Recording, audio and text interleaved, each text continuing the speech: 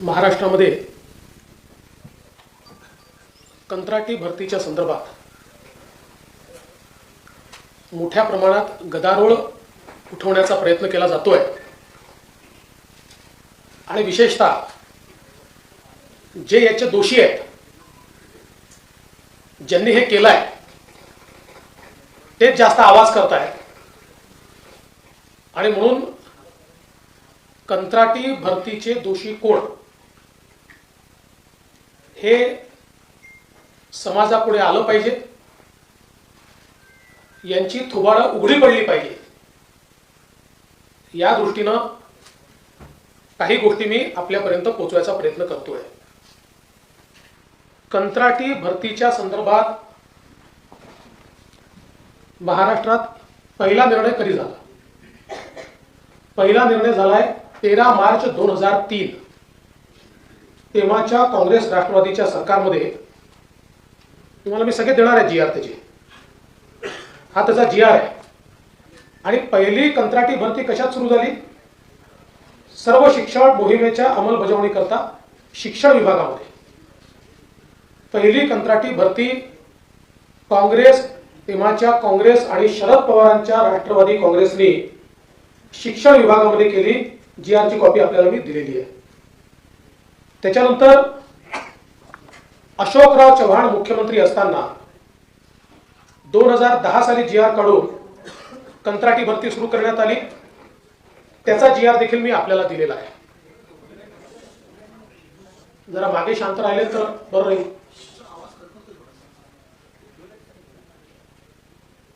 2010 साली अशोकराव चव्हाणांनी पहिला जीआर काढला आणि त्याच्यामध्ये वाहन चालक, डेटा एंट्री ऑपरेटर, तांत्रिक पदे, लिपिक आणि शिपाई। आणि परत 2010 मध्ये अशोकराव चव्हाण मुख्यमंत्री असताना 6000 पदांचा, कंत्राटी पदांचा जीआर काढण्यात आला। याच्यामध्ये कोण कोण आहेत बघा?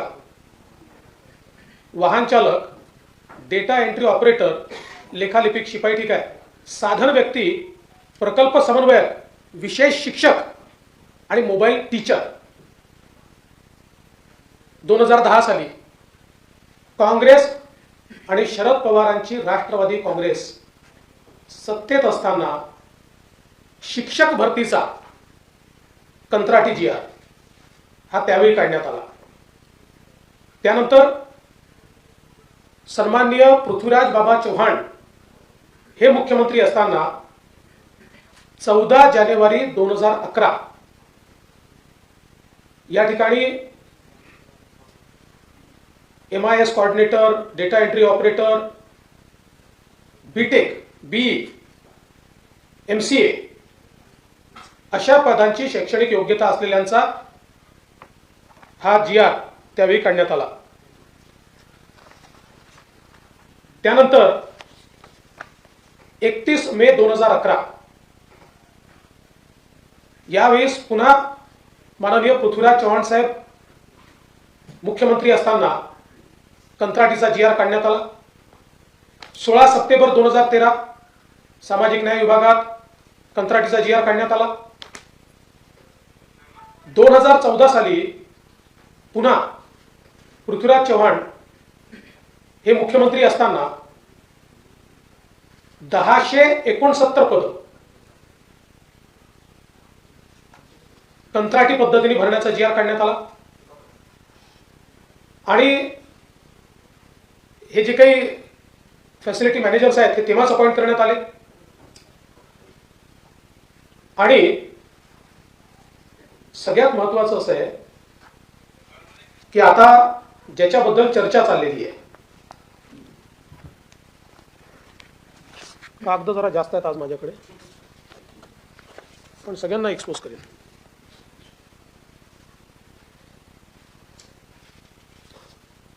आता 1 सप्टेंबर 2021 कोण होतं मुख्यमंत्री?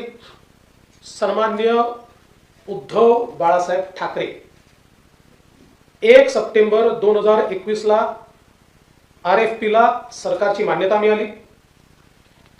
2 सप्टेंबर 2021 ला महाटेंडर पोर्टलवर RFPचा मसुदा प्रकाशित झाला। 9 सप्टेंबर 2021 रोजी निविदापूर्व बैठक घेण्यात आली. 31 जानेवारी 2022 निविदा दाखल करण्याची अंतिम मुदत. सगळीकडे मुख्यमंत्री कोण आहेत? उद्धवराव बाळासाहेब ठाकरे. आणि सरकारचे संरक्षक कोण आहेत? सन्माननीय शरदचंद्रजी पवार. 12 फेब्रुवारी 2022 टेक्निकल इव्हॅल्युएशन स्टेटमेंट पोर्टलवर. 8 एप्रिल 2022 व्यावसायिक निविदा उघडली. 25 एप्रिल 2022 एजन्सीसोबत वाटाघाटीची पहिली बैठक. 27 एप्रिल 2022 एजन्सीसोबत वाटाघाटीची दुसरी बैठक. 23 मे 2022 वित्त विभागाची मान्यता.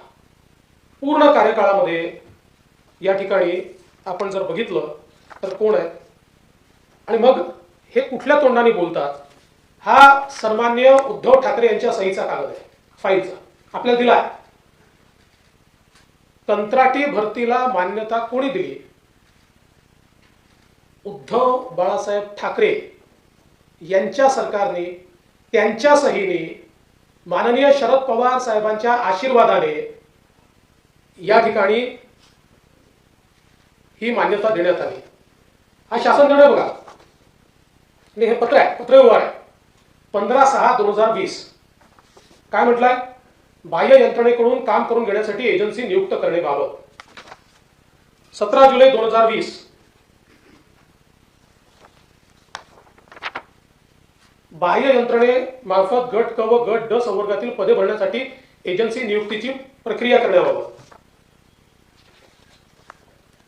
12/5/2021 बाह्य यंत्रणेमार्फत कामे करून घेण्यासाठी एजन्सीची नियुक्ती करण्याबाबत. आणि यात तर काय म्हटलेलं आहे, म्हणजे काय केलं होतं त्या सरकारने? शासनाने एम्पॅनलमेंटचा कालावधी 10 वर्ष असावा व त्यामध्ये पुढील 5 वर्षासाठी मुदतवाढ देता येईल असे सूचित केले आहे.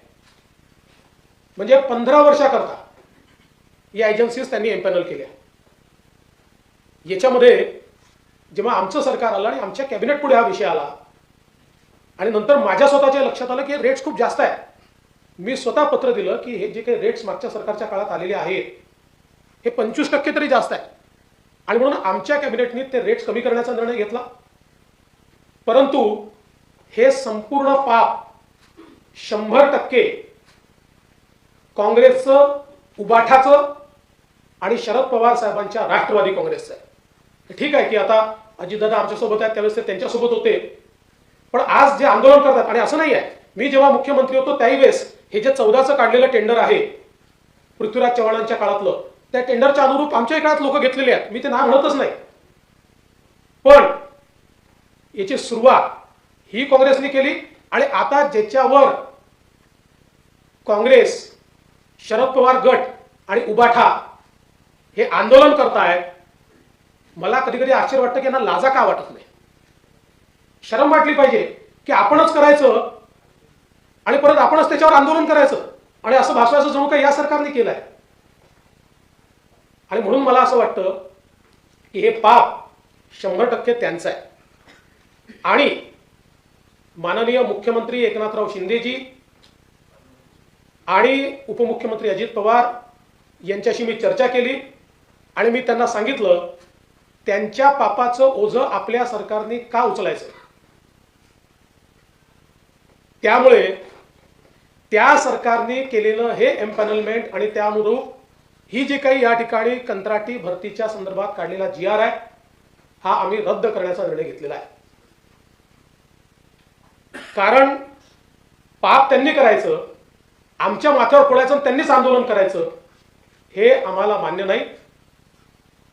आणि माझं तर मत आहे की आता मी तर आपल्याला सहीचा कागदच दिलेला आहे, अप्रुव्हलच श्री उद्धव बाळासाहेब ठाकरे यांनी दिलेला आहे.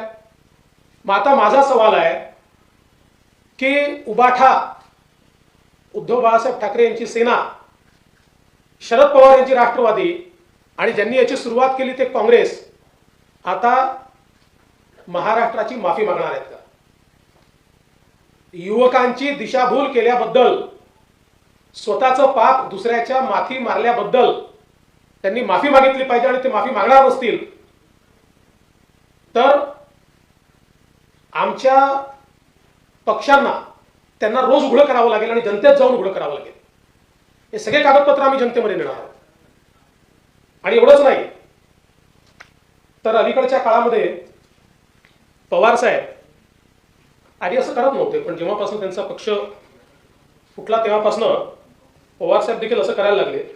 आता पवार साहेबांनी सांगितलं की मुंबईच्या पोलीस दलामध्ये कंत्राटी भरती. आता काय केलंय,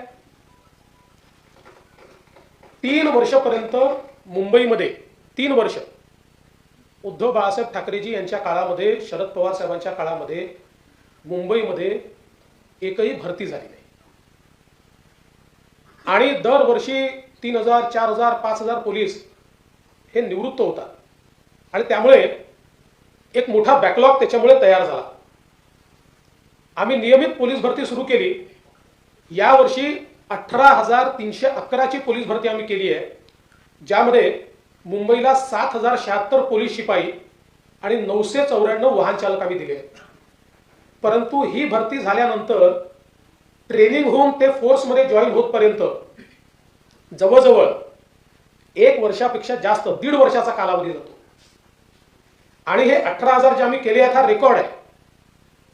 याच्यापेक्षा जास्त याकरता करता येत नाही की आपली ट्रेनिंगची फॅसिलिटीज 8,000 लोकांकरता तयार केली आहे, जी आता वाढवून 18,000ची ट्रेनिंग फॅसिलिटी. कारण एक प्रकारे 3 वर्षाच्या भरती एकत्र आपण करतो आणि तेवढी ट्रेनिंगची फॅसिलिटीज नाही आहे. मात्र तरी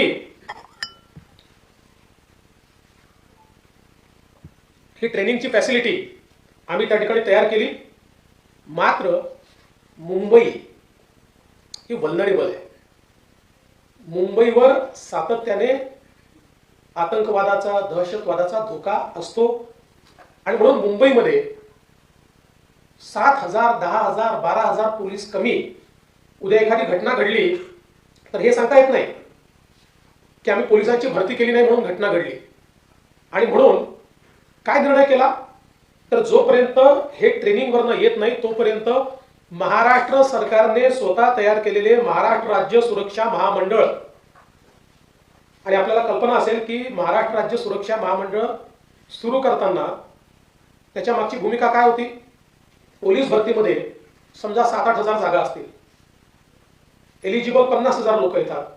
पहिले 7,000 हे पोलीसमध्ये गेले तर नंतरचे 1,000, 1,200, 1,300 लोक हे सुरक्षा महामंडळात घ्यायचे, त्यांना ट्रेनिंग द्यायचं आणि त्यांच्या माध्यमातून एअरपोर्टची सिक्युरिटी असेल, एखाद्या मंदिराची सिक्युरिटी असेल किंवा तत्सम कामं किंवा प्रायव्हेट आस्थापनांना कधी कधी पोलीस सुरक्षा द्यावी लागते, त्याच्याकरता त्यांचा उपयोग करायचा.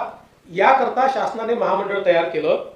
आणि आता पोलीस कमी असल्यामुळे हा GR एवढाच काढला आहे की जोपर्यंत ट्रेनिंग होऊन हे पोलीस येत नाही तोपर्यंत महाराष्ट्र राज्य सुरक्षा महामंडळाचे 3,000 पोलीस हे मुंबईमध्ये वापरले जाते. आणि याच्याकरता त्यांचा पगार आता महामंडळातून न निघता मुंबई पोलिसांकडनं निघेल. त्यामुळे सरकारमध्ये जेव्हाही कुठल्याही विभागाला खर्च करायचा असतो त्यावेळेस त्या विभागाला GR काढावा लागतो. म्हणून GR एवढाच काढलेला आहे की या 3,000 पोलिसांचा पगाराचा खर्च आता महाराष्ट्र सरकारच्या आस्थापनेवरनं होईल, मुंबईच्या आस्थापनेवरनं होईल. आता याला काय सांगितलं, हे कंत्राटी पोलीस भरती करताय. एकूणच राज्यामधल्या तरुणांमध्ये असंतोष तयार करण्याचा प्रयत्न, राज्याला अराजकाकडे नेण्याचा प्रयत्न या ठिकाणी करण्यात येतोय. कुठल्याही परिस्थितीमध्ये महाराष्ट्राचं सरकार हे महाराष्ट्रातल्या युवा शक्तीच्या पाठीशी उभा आहे. आम्ही भरती सुरू केली आहे, मोठ्या प्रमाणात भरती चाललेली आहे. मी सांगितलं 18,000 पोलिसांची भरती ॲट वन गो ही कधीच झाली नव्हती, जी यावर्षी आम्ही केलेली आहे.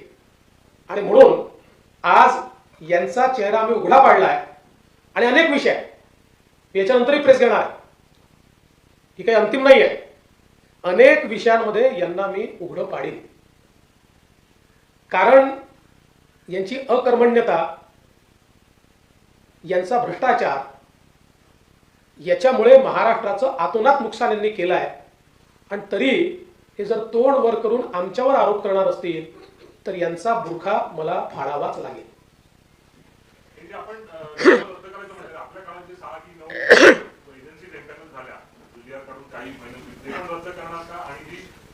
मला असं वाटतं की मी जे सांगितलं ते तुमच्या लक्षातच आलं नाही. हा, ऐकून घ्या. आमच्या काळात ते झालेलं नाही. मी त्याची क्रोनॉलॉजी आपल्याला सांगितली. या ज्या 9 एजन्सीज आहेत त्याचा GR रद्द करतोय. या 9 एजन्सीच्या एम्पॅनलमेंटचं काम मागच्या सरकारने त्याचीच मान्यता उद्धव बाळासाहेब ठाकरेंनी दिलेली आहे. आम्ही नाही दिलेली. आमच्याकडे तर कॅबिनेटला आलं फक्त ते, आणि आम्ही त्याचे दर कमी केले कॅबिनेटने. त्याच्यामुळे तेच आम्ही रद्द करतो. मुंबई पोलिसांच्या 3,000 लोक आपण घेणार आहोत त्याबद्दल 2 प्रश्न आहेत की एक तर ते 11 महिन्यानंतर परत त्या कॉर्पोरेशन मध्ये जाणार कारण त्यांना पोलीस म्हणून आपण ट्रीट करणार कारण तिसरं म्हणजे 15,000 पोलीस मुंबईत आहेत त्यापैकी व्हीआयपी सुरक्षेवर त्यापैकी किती पोलीस तैनात आहेत.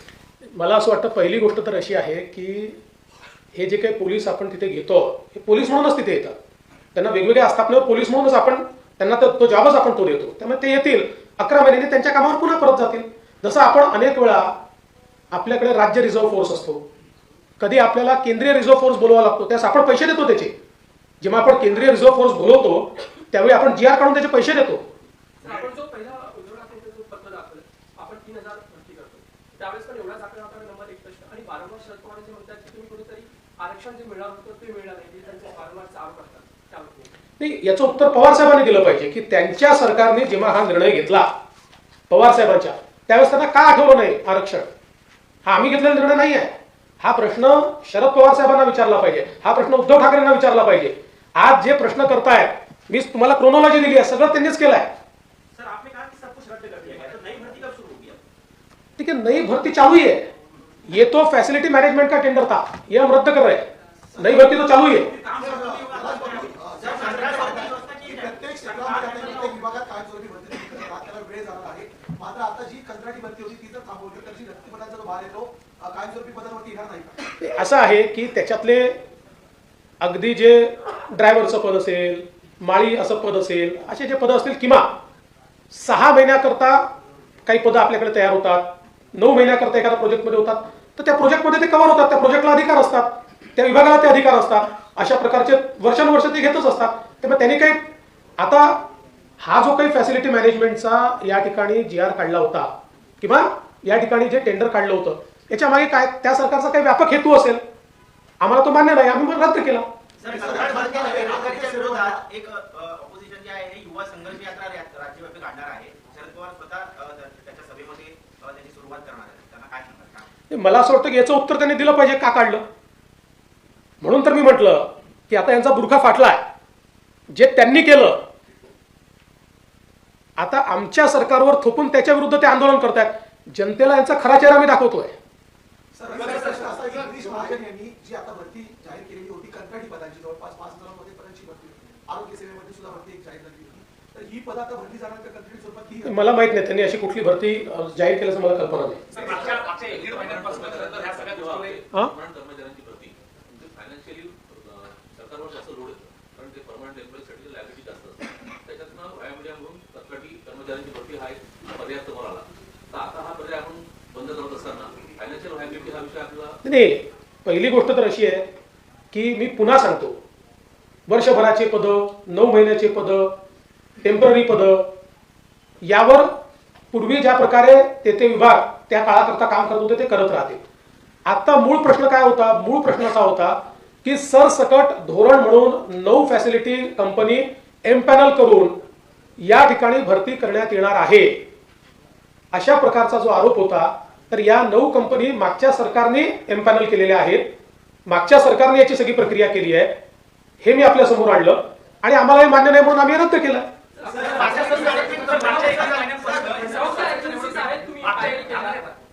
महिन्यांपासून अगदी मुख्यमंत्री देखील कंत्राटी पद्धतीने इतकी टोकाची टीका झाली. एवढं सगळं होत असताना तुम्ही नेमकं आज या उत्तराला समोर आलेला आहात, नेमकं याच्या मागचं कारण नाही, याच्यापूर्वी सभागृहातही सांगितलं, पण कधी कधी काय की पुराव्यासहितच द्यावं लागतं.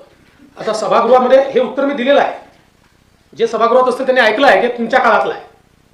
त्यावेळेस ते चूप बसतात आणि पुन्हा तेच आरोप लावतात. आणि म्हणून आता जाणीवपूर्वक पुराव्यांसहित तुमच्याकडे हे दिलेलं आहे. सर मागचा निर्णय आपण रद्द केले, तुम्ही GR रद्द केला म्हणाला, फॅसिलिटी मॅनेजमेंट कंपनी सुद्धा रद्द झालेल्या आहेत. याचा अर्थ याच्या पुढे राज्य सरकार कंत्राटी भरती अजिबातच करणार नाही.